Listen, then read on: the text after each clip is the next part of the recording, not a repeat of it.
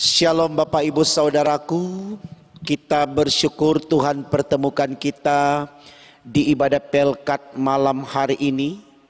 Tentu itu adalah anugerah berkat dari Tuhan buat saudara dan saya. Mari kita mensyukuri akan kebaikan Tuhan ini dengan bersedia menerima firman Allah lewat bacaan Alkitab kita yang sudah kita baca sebelum kita saksikan tayangan video ini. Dari kitab Yosua 24 ayat 14 sampai 24 dengan tema sinodal khotbah kita di malam hari ini dalam ibadah Pelkat dituliskan demikian, yaitu motivasi dan komitmen beribadah. Saudaraku, kalau kita berbicara beribadah, tentu konteksnya adalah kesediaan kita menyatakan kehadiran Allah di dalam hidup kita. Artinya ibadah itu adalah kemampuan manusia untuk menghadirkan Allah di totalitas hidupnya. Karena ibadah itu identik dengan sebuah penyembahan, bentuk kesediaan orang untuk menyembah Allahnya.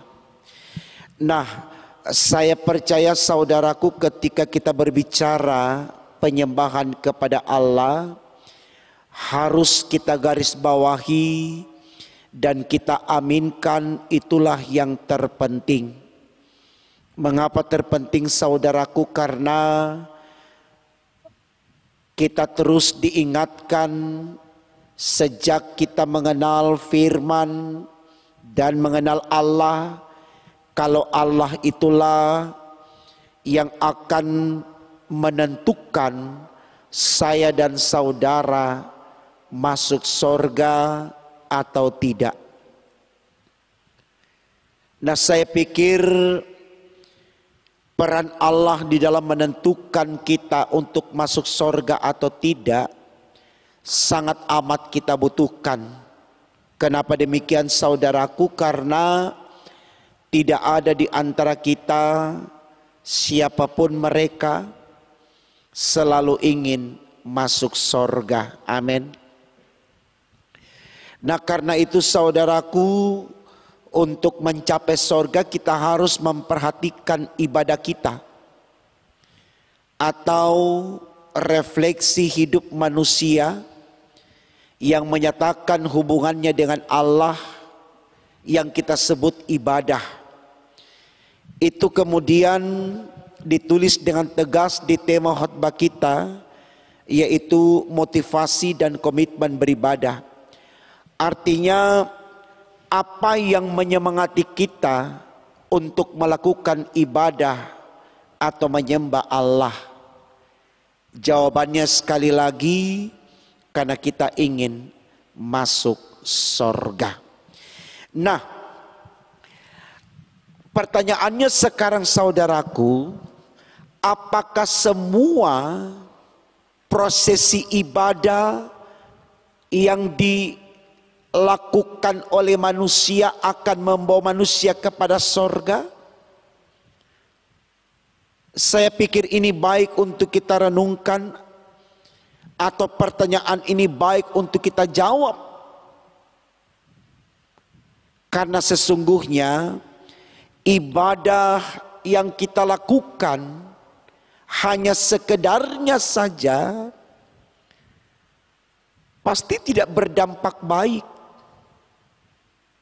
Atau motivasi seperti tema khotbah kita, apa motivasi kita dalam beribadah? Kalau hanya untuk memperlihatkan kepada orang kita ada di gereja, atau yang biasa orang bilang sombong rohani, memamerkan keaktifan kita tidak dimaknai dengan ketulusan, kejujuran,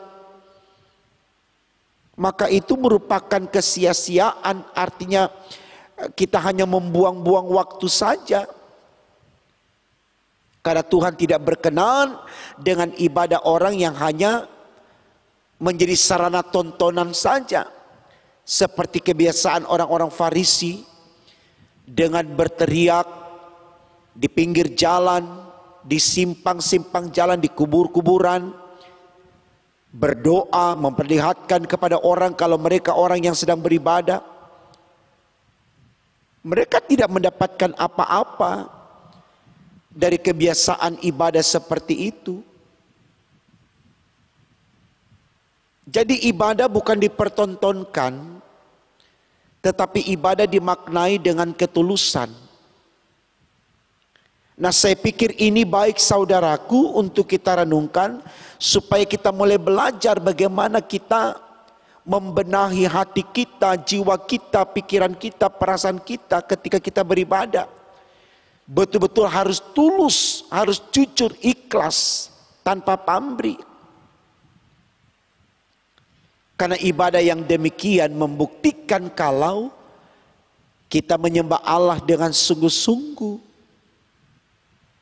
Berapa banyak orang kemudian saudaraku sesudah ibadah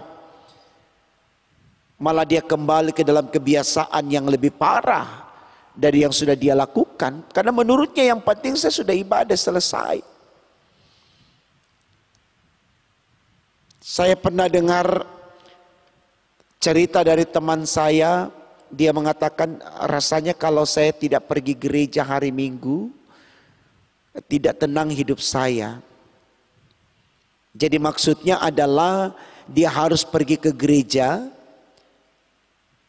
supaya dia yakin bahwa apapun yang dia lakukan diampuni Tuhan, kendati pun itu sebuah kesalahan. Karena menurutnya di gereja dia sudah memohon ampun. Itu kan tata gereja GPIB kita ya, liturgi kita ya. Ada pengakuan dosa dan seterusnya. Dia pikir kalau dia sudah mengaku dosa, maka sah-sah saja lah kalau kemudian dia bikin dosa lagi, kan nanti ada hari Minggu lagi datang lagi mengaku dosa. Jadi seperti itu yang bolak-balik dia lakukan. Tidak demikian saudaraku. Tapi betul-betul penyembahan kita itu karena kita sadar betul dalam perjalanan hidup kita, kita sangat dikasihi Tuhan. Nah, berbicara tentang kasih Tuhan di perjalanan hidup kita, kita harus mulai lihat dari masa lalu kita. Kenapa kita bisa sampai ada sekarang ini? Karena Tuhan mencintai kita. Sehingga itu kita jadikan alasan atau komitmen seperti tema khotbah kita katakan untuk tetap beribadah. Dengan tetap menjaga hubungan yang baik dengan Tuhan. Itu yang coba diceritakan oleh orang-orang Israel kepada Yosua yang mempertanyakan kepada mereka, apakah kalian akan tetap beribadah kepada Allah yang sudah menyelamatkan kalian atau membebaskan kalian dari Mesir, tempat di mana kalian diperbudak, atau kalian akan menyembah Allah lain, katakan dewa. Tetapi apa yang dikatakan oleh orang-orang Israel dalam ayat 16 dan 17 sampai 18, kita lihat bacaan kita saudaraku. Dikatakan di sana, lalu bangsa itu menjawab, jauhlah daripada kami meninggalkan Tuhan untuk beribadah kepada Allah lain. Ini luar biasa.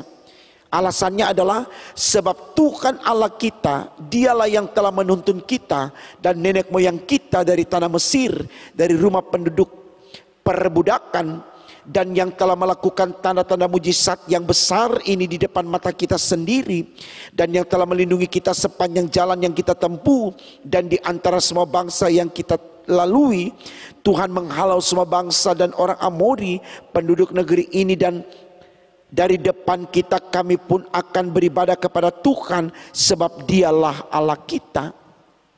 Jadi pengalaman yang pernah dialami mereka dengan nenek moyang mereka, itu menjadi komitmen mereka untuk tidak meninggalkan Allah, setia beribadah kepada Allah, tapi bukan karena untuk mendapatkan keuntungan semata, tetapi karena mereka merasa bahwa di dalam Tuhan mereka akan mendapatkan sorga yang menjadi impian semua manusia.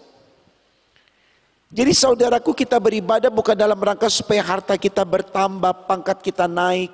Tapi apapun yang kita alami dalam kesetiaan beribadah, kita aminkan itu sorga, supaya kita tidak menuntut imbalan lebih daripada apa yang Tuhan berikan kepada kita. Karena beribadah upahnya keselamatan, tentu keselamatan itu lebih berharga dari semua yang kita kejar dalam hidup ini. Jadi sekali lagi kita beribadah saudaraku bukan supaya kita mendapatkan sesuatu keuntungan di dunia ini. Seperti harta, pangkat, ketenaran dan sebagainya. Tetapi kita beribadah benar-benar karena kita mempermuliakan nama Tuhan, supaya kita tetap mendapatkan kasih sayang Tuhan dalam hidup kita. Saya pikir ini baik saudaraku, kita melihat kembali apa motivasi kita dan bagaimana kita membangun komitmen kita di dalam beribadah seperti tema khotbah kita, motivasi dan komitmen beribadah. Saya mau katakan dalam renungan malam hari ini, motivasi kita beribadah kepada Allah adalah untuk mempermuliakan namanya. Soal upahnya itu urusan Tuhan, yang pasti Tuhan tidak akan memberikan sesuatu yang mengecewakan kepada kita. Kalau kita betul-betul memiliki motivasi untuk mempermuliakan nama Dia dalam ibadah. Lalu kemudian komitmen yang kita bangun dalam beribadah adalah juga untuk mempermuliakan nama Tuhan. Bukan untuk mencari identitas diri. Karena dengan beribadah kepada Tuhan kita sudah tahu apa identitas kita di mata Tuhan, yaitu ciptaan yang termulia. Itu sangat berharga dari apapun yang kita mau cari, mutiara, berlian dan sebagainya. Karena sebagai ciptaan yang termulia tentu kita akan mendapatkan sorga. Selamat saudaraku, melakukan ibadah yang tulus dan jujur, ikhlas tanpa pamrih, tidak menuntut balas. Seperti Roma 12 ayat 1 katakan, ibadahmu yang sejati adalah mempersembahkan tubuh.